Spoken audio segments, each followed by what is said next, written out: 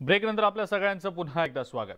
बातमी डोंबिवलीमधली आहे। डोंबिवलीत बिबट्याच्या कातडीची विक्री करण्यासाठी आलेल्या दोघांना डोंबिवलीतल्या रामनगर पोलिसांनी सापळा रचून अटक केली आहे। त्यांच्याकडून विक्रीसाठी आणलेली बिबट्याची कातडी हस्तगत केली गेली आहे। जयंतीलाल साळी आणि दिनेश जावरे अशी अटक करण्यात आलेल्या दोघांची नावे आहेत। हे दोघे नंदुरबार आणि धुळे इथले रहिवासी आहेत। डोंबिवली पूर्वेकडच्या समांतर रस्त्याजवळ बिबट्याचं कातडं विकण्यासाठी काही जण येणार असल्याची माहिती रामनगर पोलिसांना मिळालेली होती आणि ही माहिती मिळताच पोलिसांनी या रस्त्याजवळ सापळा रचला।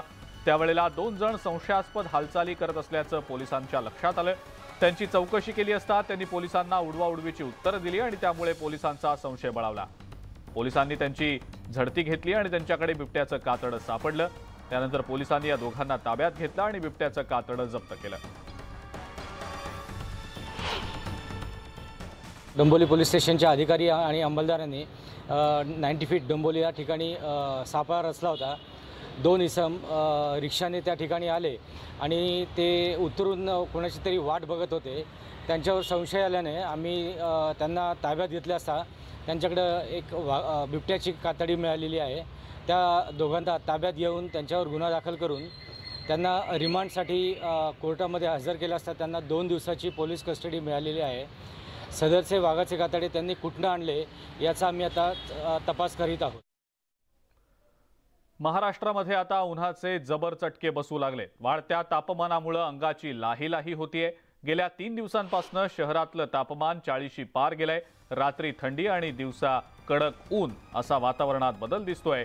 पुणे, जळगाव, चंद्रपूर आणि वर्धा इथं 40 अंशांवर तापमान गेलेलं आहे। वर्धा जिल्ह्यात अवकाळी पाऊस पडताच तापमानही वाढू लागलंय। एप्रिल महिन्यातच वर्ध्यातलं तापमान जवळपास 40 अंशांवर पोहोचलंय। उकाड्यामुळे नागरिक हैराण झालेत। घराबाहेर पडताना योग्य काळजी घ्यावी। उष्माघातापासून बचावासाठी उपाय करावेत असं आवाहन आरोग्य खात्यानं केलेलं आहे। कोल्हापुरातलं तापमान 38 अंशांच्या वर पोहोचलंय आणि त्यामुळे उकाड्यानं कोल्हापूरकर हैराण झालेत। वाढत्या उन्हामुळे कोल्हापूरकरांची पावलं आता रसवंती गृह आणि फ्रूट स्टॉल्सकडे वळताना दिसतायत।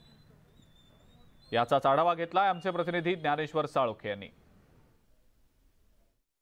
कोल्हापूरमध्ये उन्हाचा पारा आहे तो चांगला तसा चढलेला आहे आणि त्यामुळे अंगाची लाही होताना पाहायला मिळतात। खरं तर हा पारा आहे तो 38 अंशाच्या वर गेलेला आहे। आणखीन सुद्धा हा पारा वाढण्याची शक्यता हवामान खात्याकडून व्यक्त केली जाते आणि त्यामुळे सगळे ग्राहक जे आहेत ते आता अशा थंडगार खाद्यपदार्थांच्याकडे वळताना पाहायला मिळतात। कलिंगडे असो, उसाचा रस असू दे किंवा कोल्ड्रिंक्स असो, सगळ्या ठिकाणी आहे ते फुल अशी गर्दी ग्राहकांची दिसून येते। या ठिकाणी पाहायला गेलं तर मी एका कलिंगड स्टॉलवरती आहे आणि या ठिकाणी सुद्धा मोठ्या प्रमाणात आहे ते कलिंगडचा आस्वाद आहे। हे सगळे नागरिक या ठिकाणी घेताना आपल्याला दिसून येतात। आपल्याला माहीतच आहे की उन्हाची लाट आहे ती उष्णतेची लाट आहे ती महाराष्ट्रात येत आहे आणि हवामान खात्याने सुद्धा काही सूचना आहेत त्या दिलेल्या आहेत आणि त्यानुसार आहे ते आपल्या बॉडीचं टेम्परेचर मेंटेन करण्याची गरज असते आणि त्या अनुषंगाने हे सगळे ग्राहक कलिंगड खाताना पाहायला मिळतात। काय सांगाल? खरं तर कलिंगडचा आस्वाद घेत आहे आणि बाहेर उन्हाचा पारा सुद्धा वाढताना पाहायला मिळते।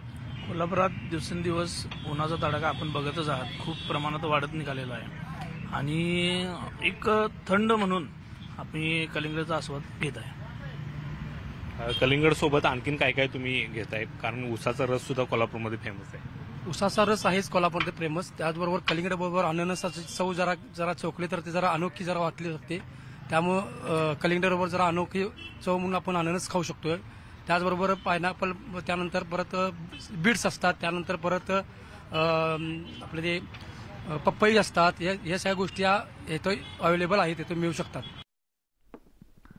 नांदेडमध्ये सध्या उष्णतेची तीव्रता चांगलीच वाढली आहे। उन्हाच्या झळांनी नागरिक सध्या हैराण झालेत आणि त्यामुळे उन्हाळ्यात दरवर्षी कूलरची मोठ्या प्रमाणात विक्री होत असते। मात्र सध्या नांदेड शहरातल्या आनंदनगर रस्त्यावर कूलर बनवणाऱ्या व्यापाऱ्यांनी आपली दुकानं थाटली आहेत। परंतु कूलर बनवण्यासाठी लागणाऱ्या साहित्यात 30% वाढ झाल्यानं कूलरची थंड हवा महागलेली आहे। 1,500 ते 5,000 पर्यंत कूलर बाजारपेठेत उपलब्ध आहेत। कूलर बनवण्यासाठी लागणाऱ्या साहित्यात 30% वाढ झाल्यानं कूलरच्या किमती वाढलेल्या आहेत।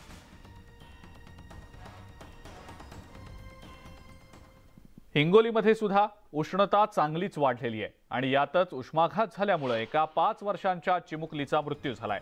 कन्हेरगाव नाका इथल्या नंदिनी शंकर खंदारे या मुलीचा उष्माघातानं मृत्यू झाल्याची माहिती डॉक्टरांनी पालकांना दिलेली आहे। कन्हेरगाव नाका इथल्या खंदारे यांची चिमुकली मुलगी असलेल्या नंदिनीला उलटी जुलाब आणि अचानक ताप आल्यानं त्यांना वाशिम इथल्या खासगी रुग्णालयात दाखल केले गेलेलं होतं। तिथं नंदिनीवर उपचार सुरू होते, परंतु तिला उष्माघात झाल्याचा डॉक्टरांनी दावा केलाय। उपचारादरम्यान तिचा मृत्यू झाल्याची घटना घडली आहे।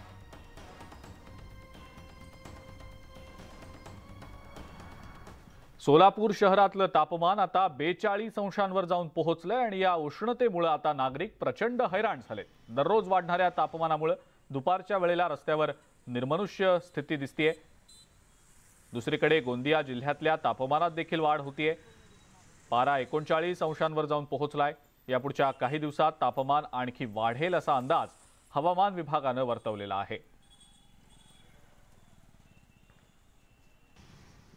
हिंगोलीच्या सेनगाव तालुक्यातल्या सावरखेडा या साधारण 2000 लोकवस्तीच्या गावात नागरिकांना भीषण पाणी टंचाईचा सामना करावा लागतोय। यंदा देखील मार्च महिन्यापासून गावकऱ्यांना पाण्यासाठी पायपीट करावी लागते। गावातील सगळेच पाण्याचे स्रोत आटल्यानं आता जायचं कुठे असा सवाल गावकरी विचारतायत।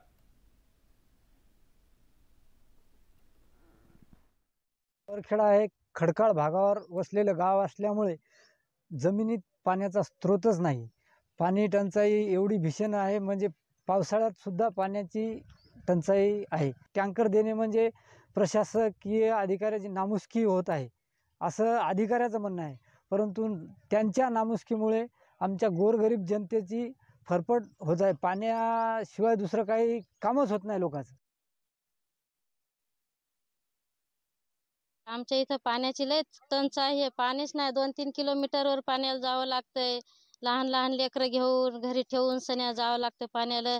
आम्ही रोज मजूरदार आहोत, का खायचं का लोकांच्या कामाला जायचं का काय करायचं। आम्हाला एवढंच मागणं आहे की आम्हाला फक्त पाणी पाहिजे, टँकरने हो का कशाने हो, आमच्या गावात पाणी पाहिजे। बदलत्या वातावरणाचा